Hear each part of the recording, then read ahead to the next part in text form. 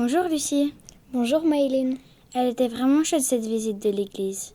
C'est vrai, en sortant de l'église, as-tu remarqué à droite, avant le presbytère, la maison avec une grange?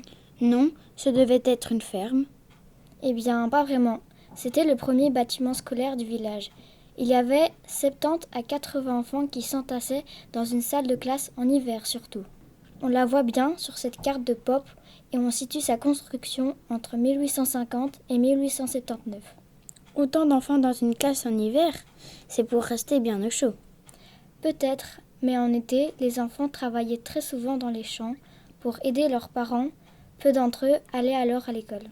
Moi, je connais cette école-ci, rue de Ouancin, qui a donc été construite après. Oui, on ne connaît pas précisément sa date de construction, probablement au début du XXe siècle.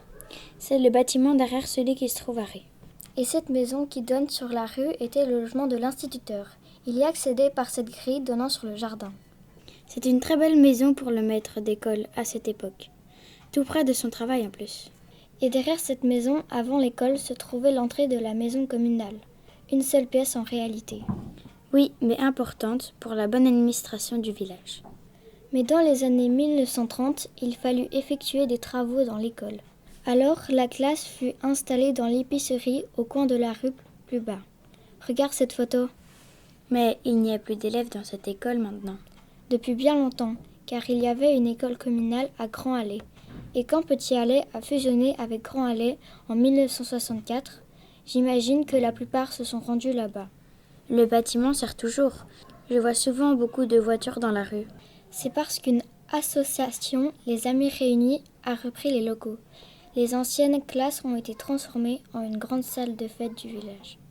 Ah, c'est pour ça qu'il y a une scène de théâtre et un bar maintenant. Et même une cuisine. Oui, aujourd'hui, on y rit, on y danse et on y regarde des pièces de théâtre comme celle de la troupe Les Planches à nu. L'école des enfants est devenue l'école de la convivialité pour tout le village. C'est une belle manière de garder ce bâtiment vivant.